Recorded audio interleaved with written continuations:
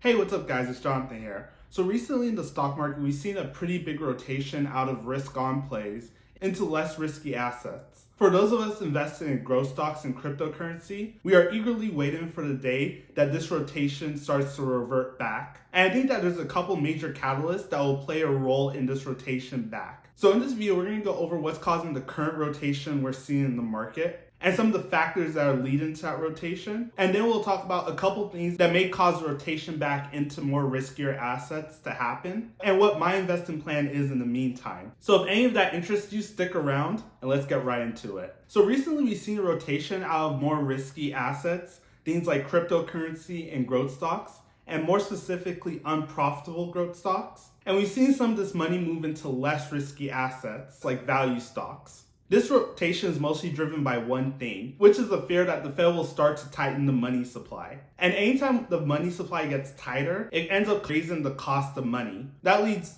investors who are more risk averse to start to look for safer investment options. And you see this a lot when it comes to big money. About 70% of the stock and cryptocurrency market is controlled by big money.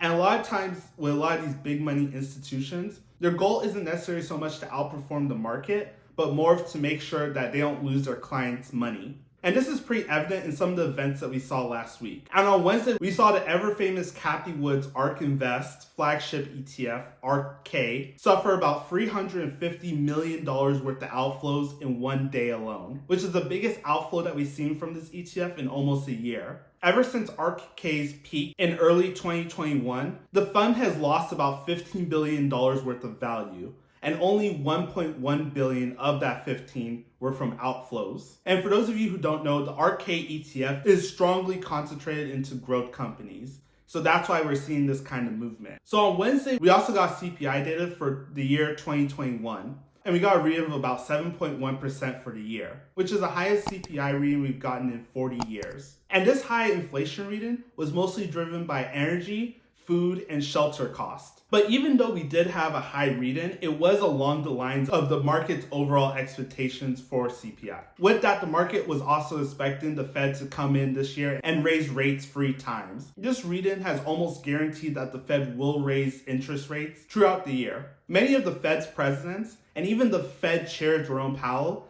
have stated that action must be taken to curb the high inflation that we are seeing. Some presidents have called for a very aggressive and swift runoff of the balance sheet. And a more select number of Fed presidents have called for up to the possibility of 0.25% interest rate hikes this year. And for reference, at the December FOMC meeting, the FOMC, which is comprised of a number of Fed presidents, came to the consensus of 3 possible rate hikes for 2022. And the market expects that the first interest rate hike will happen in March of 2022, which is when the Fed will end its tapering of purchasing mortgage-backed securities and bonds. So like I said, the market is expecting 3 quarter rate hikes in 2022. There are some prominent names on Wall Street that believe that there should be a lot more rate hikes than that.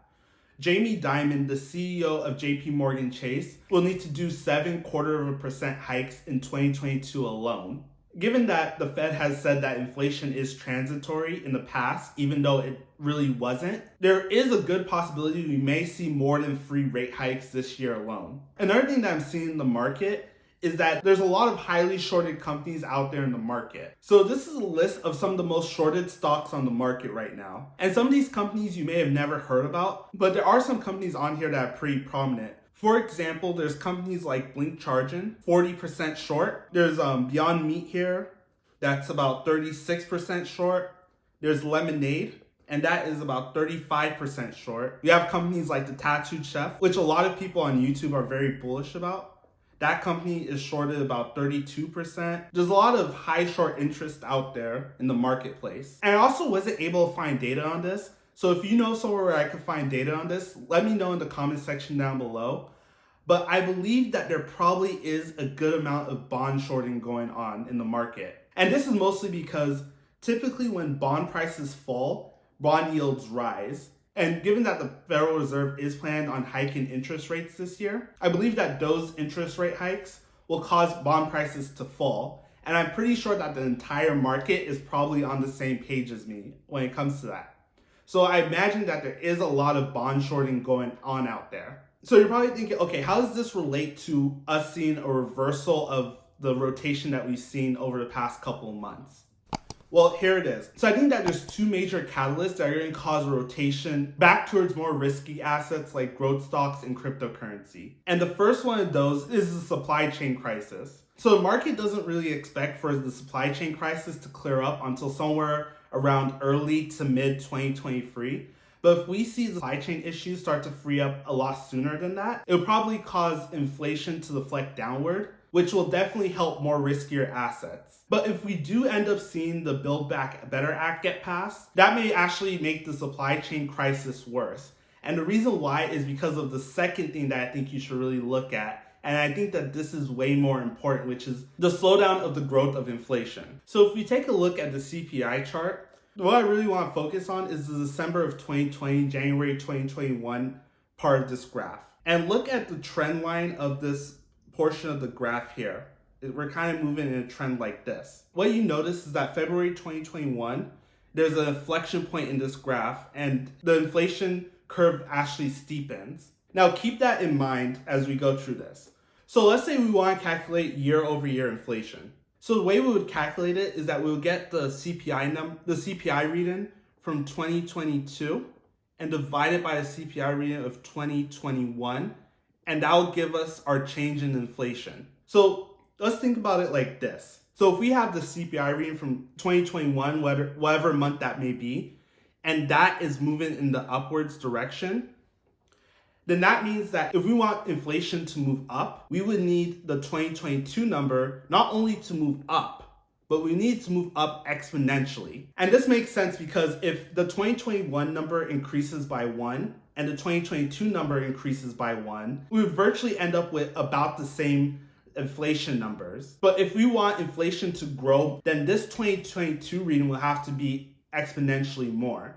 Now, given everything I just said about the Fed and how they're starting to take a more hawkish approach on inflation, there's a very low chance we're going to see this 2022 number move up exponentially. And that's just looking at it from a mathematical perspective. So as we see from February on, this CPI reading starts to grow a little bit more aggressively. So because we're seeing the 2021 CPI numbers start to grow more rapidly, but we're most likely not going to see the 2022 numbers grow as rapidly as that, given the Fed's actions and also the European Central Bank's action. Most likely, we're going to see inflation start to move to the downside. And then another thing we have to consider as well is a personal savings rate. Back pre-pandemic, which is basically everything this way on this graph, the savings rate was somewhere between 6 and 9%. If we look at the other side of this graph, we would see that in January of 2021, the savings rate was almost 20%. And remember, what was happening in Q1 of 2021? Well, the vaccines just rolled out, and there was a lot of people traveling and a lot of people spending money after being locked down for almost a year. So it makes a little bit more sense why we saw inflation start to pick up during that time frame.